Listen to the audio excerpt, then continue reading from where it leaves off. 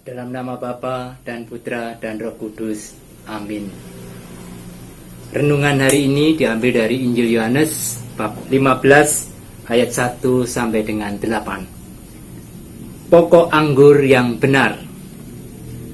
Akulah pokok anggur yang benar dan Bapakulah pengusahanya. Setiap ranting padaku yang tidak berbuah dipotongnya, dan setiap ranting yang berbuah dibersihkannya, supaya ia lebih banyak berbuah. Kamu memang sudah bersih karena firman yang telah kukatakan kepadamu. Tinggallah di dalam aku dan aku di dalam kamu. Sama seperti ranting tidak dapat berbuah dari dirinya sendiri kalau ia tidak tinggal pada pokok anggur, demikian juga kamu tidak berbuah jikalau kamu tidak tinggal di dalam aku. Akulah pokok anggur dan kamulah ranting-rantingnya. Barang siapa tinggal di dalam aku dan aku di dalam dia, ia berbuah banyak. Sebab di luar aku, kamu tidak dapat berbuat apa-apa. Barang siapa tidak tinggal di dalam aku, ia dibuang keluar seperti ranting dan menjadi kering. Kemudian dikumpulkan orang dan dicampakkan ke dalam api lalu dibakar. Jikalau kamu tinggal di dalam aku dan firmanku tinggal di dalam kamu, mintalah apa saja yang kamu kehendaki dan kamu akan menerimanya. Dalam hal inilah Bapakku dipermuliakan, yaitu jika kamu berbuah banyak.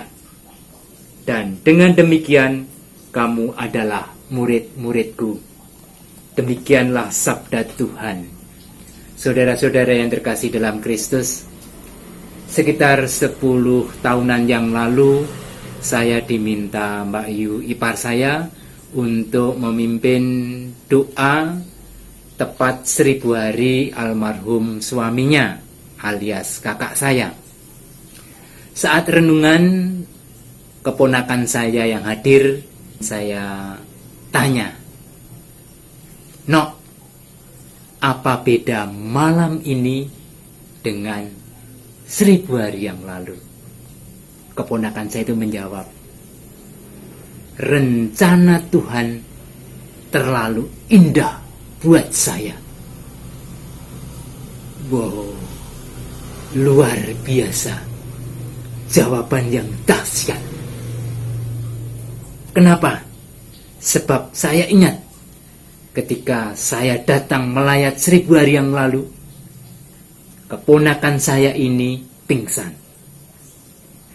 Kemudian sadar, berkata, "Pak, ikut Pak." Pingsan lagi. Sadar lagi, "Pak, ikut Pak." Pingsan lagi. Begitu seterusnya, sampai saat peti harus dibawa ke pemakaman.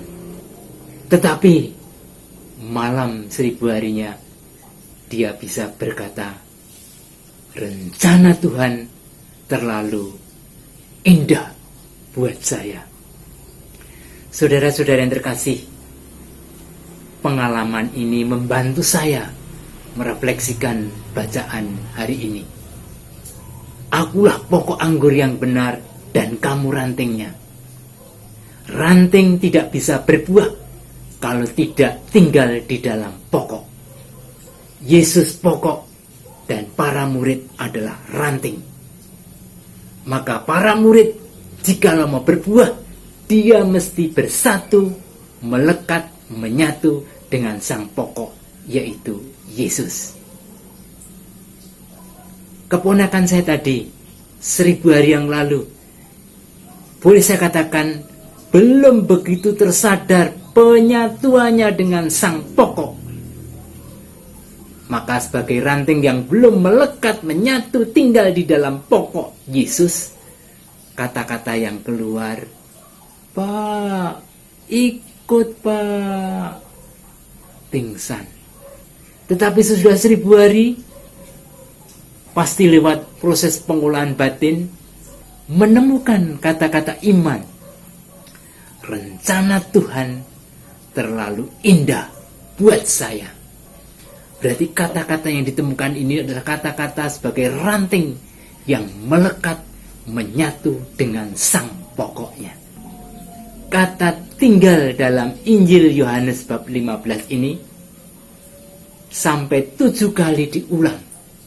Berarti menunjukkan betapa pentingnya tinggal di dalam Yesus, sehingga ranting bisa hidup dan berbuah, dan berbuahnya itu lebih banyak. Maka masalahnya, bagaimana kita mesti tinggal dalam pokok anggur? Pengalaman kecil sederhana, ketika saya menunggui cucu saya SMS, saya nonton TV, cucu saya di halaman main mobil-mobilan.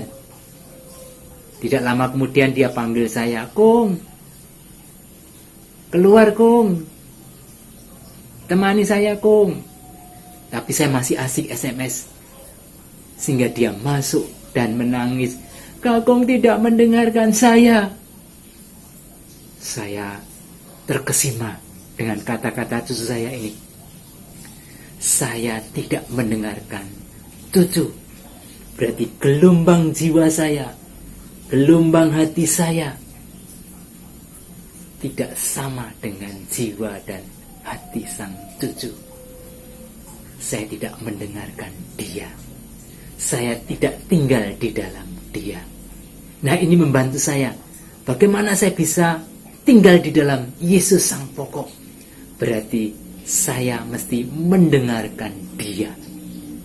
Gelombang pikiran saya, gelombang hati saya, gelombang roh saya, gelombang jiwa saya mesti saya install supaya sama dengan hati, jiwa, dan roh sang pokok anggur, Yesus sendiri. Dan kehendak dari Yesus memang secara gamblang ada di dalam kitab suci. Maka ketika saya ingin lebih menyatu dengan Yesus sang pokok, saya mendengarkan dia dalam kitab suci. Namun demikian juga dalam hidup sehari-hari, Allah menyatakan kehendaknya lewat aneka macam peristiwa. Entah lewat benda mati, tanaman, hewan, maupun sesama manusia dalam kejadian hidup sehari-hari. Ketika sekarang ini ada pandemi COVID-19, sebenarnya Tuhan punya kehendak apa? Apakah saya mendengarkan kehendak Allah? Semakin saya bisa menemukan dan menyesuaikan apa yang dikehendaki Tuhan, mengikuti kehendak Tuhan, mengamininya, maka hidup ini semakin penuh syukur, bersukacita, lebih bersemangat, gampang menjadi berkat, gampang terlibat. Ketika RT ada upaya untuk membantu dampak COVID-19 dengan program Eling Tonggo, maka dengan gampang, dengan murah hati, kita berbagi rezeki, karena dialah yang memampukan kita. Saudara-saudara yang terkasih, apakah kita ingin tetap tinggal menyatu dengan sang pokok anggur yang sejati? Semakin kita menyatu dengan sang pokok anggur sejati, menginstal hidup kita sesuai dengan kehendaknya, maka hidup kita akan semakin penuh syukur, sukacita, semangat, jadi berkat. Dan itu hidup yang berbuah, hidup yang berkualitas. Tuhan menghendaki kita seperti itu. Bagaimana kita? Amin. Dalam nama Bapa dan Putra dan Roh Kudus. Amin.